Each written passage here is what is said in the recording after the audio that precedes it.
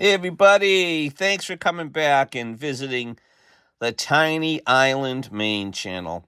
Appreciate everybody who's here again, or if this is your first time, welcome. And I hope I don't bore you too much with my lackluster skills. Okay, got 3 new knives to show you here. These are from a friend, basically, is what it comes down to. Get into that in a second. First, before I forget, I'm going to talk about my nonprofit early this time because I wait till the end, and I think people may not always stick to the end. I was at a family party recently, ran into one of my wife's cousins, wonderful woman, and she mentioned how she volunteers at this place, and what an unbelievable group it is. This is a small one. Here's their mission, if you can read this. It's called Helpus, Helpis, which is, I believe, Greek for help, to help someone. And again, you can see there is to encourage and promote good and charitable deeds by groups and individuals, so on and so forth. They really help people in need, and they have a webpage called helpus.org. I don't know if you can see it correctly. It's up there at the top, helpis.org. This is one of those small charities, these small places doing good things, and they're the ones that need help. I'm all for the big places too, but I call those the TV famous places. Even I've talked about the Shriners. Even the Shriners, listen, they've got plenty of money. Try to find some place in your local area that needs the help, that doesn't have the commercials on TV. Do whatever you want. It's your money and time. I don't mean to say what to do, but I like to try to find a place like this. So, okay, if you get a chance, help us, or spread the word about them or whatever. Learn about them. Okay, back to your regular knife content. Okay, so, good friend of mine happened to be talking one day, and knives came up. Oh, you like knives, Tony? Yeah. You like knives too? Yeah. I got some old stuff.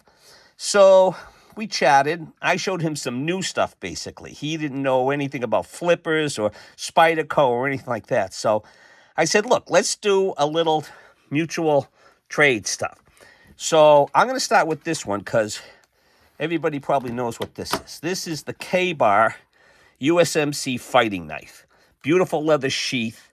Now, as always, if somebody has some information on this, Tony wants to know, because I looked it up. But the thing that threw me off at first was, see the staples?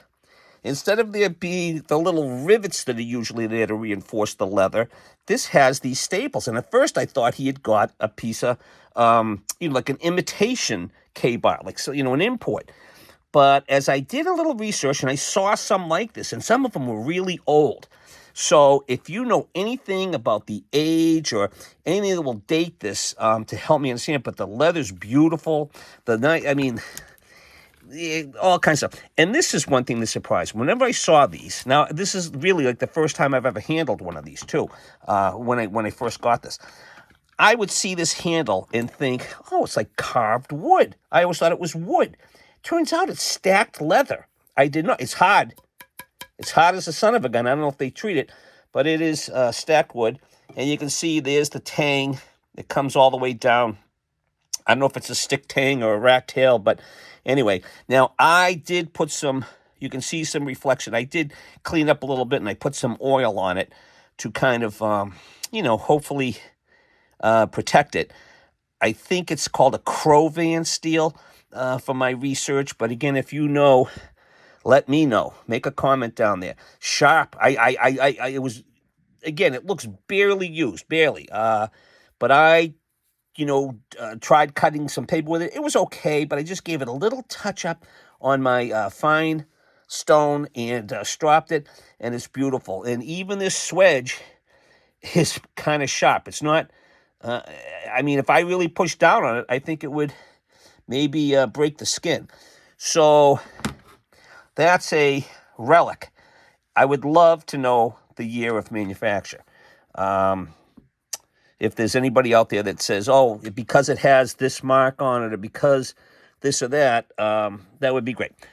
All right, so that is this guy. Now, whether or not I'm going to get to use in the field. I mean, I guess it's kind of an all-around, yes, it's a fighting knife. I don't think it's really like a bushcrafting kind of knife, but I think these were made to tackle a lot of problems that a Marine or a soldier of any kind might come across. So I thought that was really, look, I'm guessing this is a drain hole. Maybe it's to put a string through and tie around your leg if you need to. Okay, so that's number one.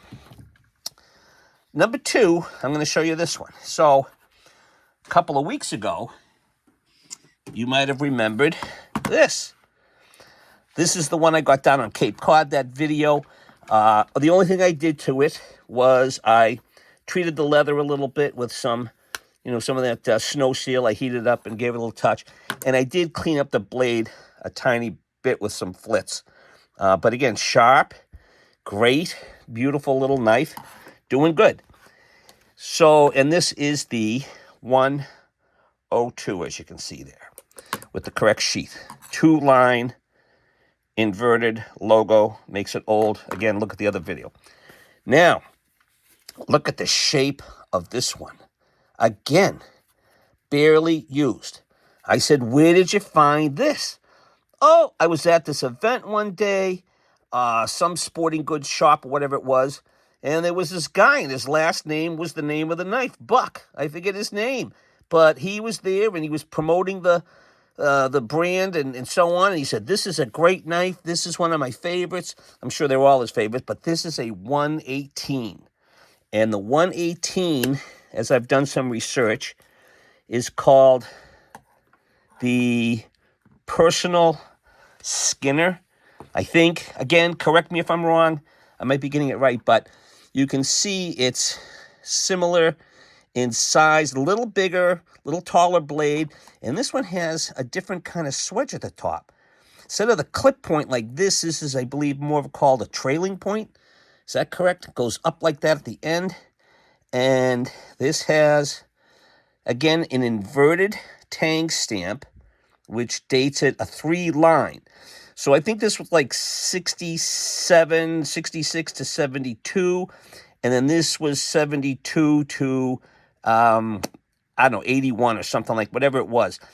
But because this is inverted, I think this is like 1972 and 1973. Then they went to them being so that you see the logo correctly. You see the stamp correctly when you're holding it point up rather than point down like this.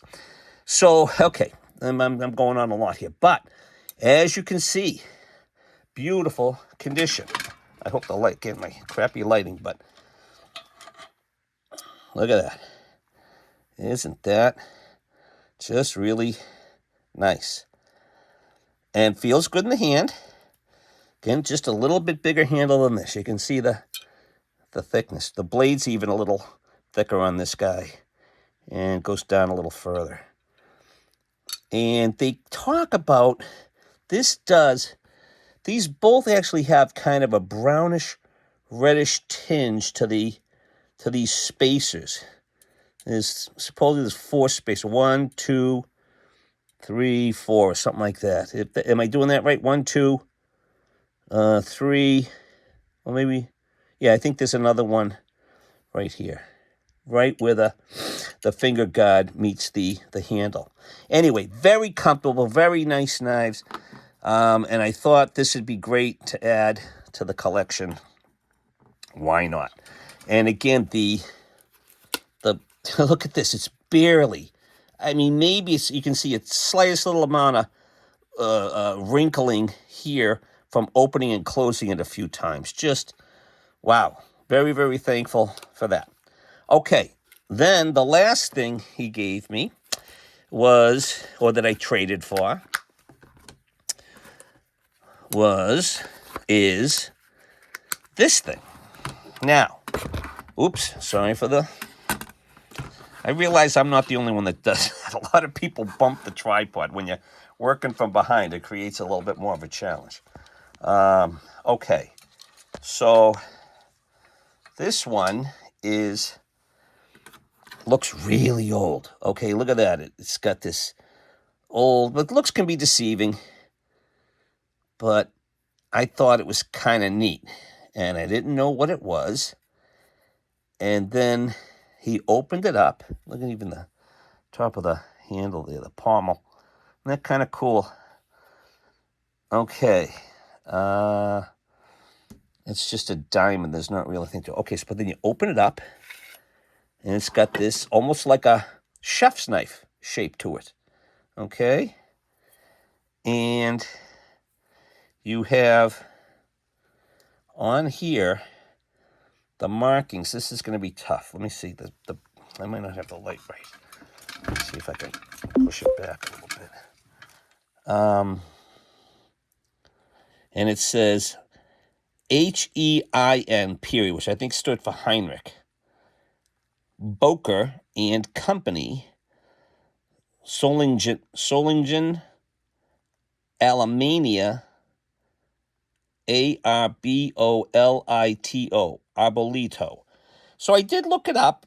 Didn't find a ton of information on it, but they did have it. It's got the old Boker tree logo. You can kind of see right there. It's not that sharp. It looks like it had an edge on it, but over time, and it's got a little bit of patina here. I don't know. It's kind of like a wood. Looks almost like a wood piece in there. And again, I just noticed, here's these hallmarks. Does anybody know what those are? Wow, look at that. Hold on. Let's see if we can zoom in and see that. It almost looks like, oh, again, just an iPhone here, but maybe it's supposed to be this way. I just noticed that now, Well, if you're familiar with this, if you have any information, I'd love to know about it. He even said that somewhere in his cellar, there is a little brother to this. So, yeah, how's that? Kind of cool. What does that mean, folks? Let me know.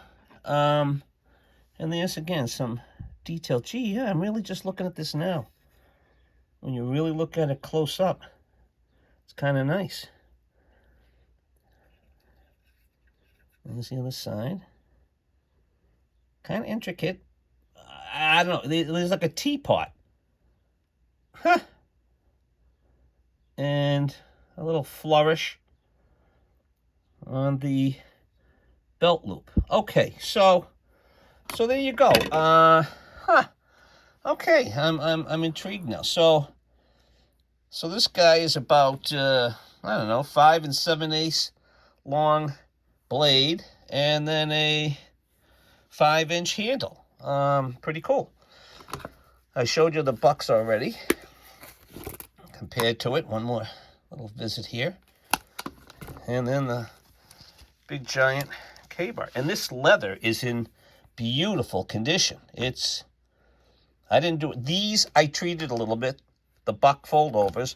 This, all I did was kind of just brush it off with a cloth. It's really supple still and beautiful, and the snaps are good, really good. Okay, so help me out, you guys. Whoops. Come up a little here. There we go. Help me out if you have any information. If you got anything to say, I'd love to know it. All right, spring's here. Be happy, be thankful. Enjoy the good weather. Be nice to other people. It's a little crazy out there. Road rage is a little more prevalent. I get it. People are paying crazy money for gas and groceries and so on, and you can be at the end of your rope very quickly. So take a breath. Let the other person go in front of you. Do a good deed. Okay, there's my message. Thanks for watching. Thanks for anybody that's commenting and subscribing. Deeply, deeply appreciated. Ciao for now.